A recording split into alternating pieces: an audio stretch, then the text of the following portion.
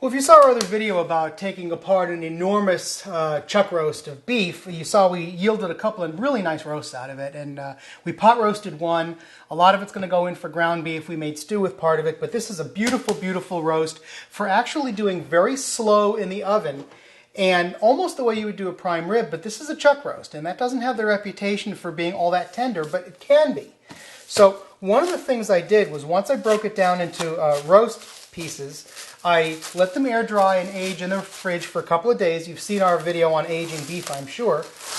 And then I seasoned him up with my seasoned salt and my seasoned pepper mix and let him sit for a few days in the plastic to try to get some of that seasoning into the meat. And as you can see, it's really beautiful right now. It's got a lot of sort of streaky fat through it. And believe it or not, this will be perfectly tender if you slice it thin enough and cook it to pretty rare, no more than medium rare. So he's seasoned now. We're going to put him on a nice roasting rack. Let's see, is there a fat side? Not really. We're going to put him in the roasting rack. We're going to put a thermometer into him. And we're going to cook him just till he's about 120 degrees inside, which is very rare. And then we're going to crank the oven up. Right now it's 200, so it's going to take a long time to very slowly reach that rare stage.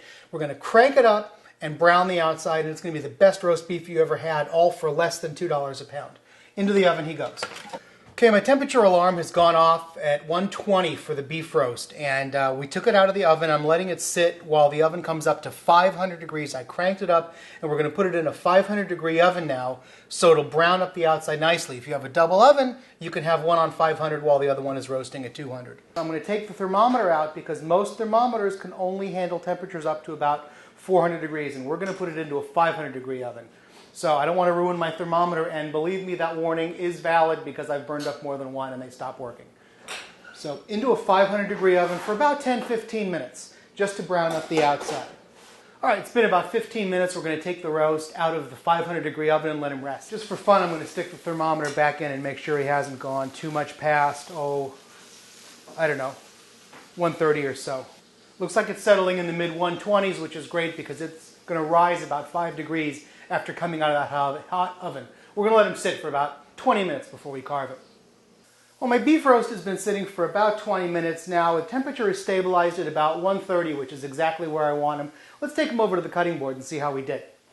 So it looks very, very juicy. Some juice is puddling on the outside. We've lost only a minimal amount of juice into the tray. We can use that for sauce later on.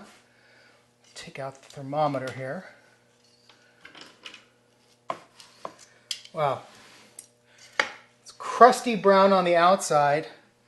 Keep our fingers crossed and see how it looks on the inside.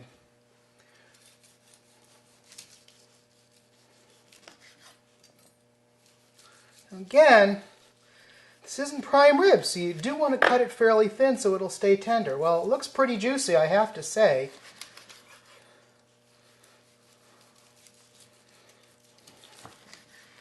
Wow. Look at that. I don't know if you can see that. It is very, very tender. Not as buttery as a filet mignon, obviously. Not as tender as a prime rib, but certainly much more tender than you would suspect out of an ordinary $2 a pound chuck roast. Slow roasted, cheap chuck roast. Give this thing a try. You're going to like it.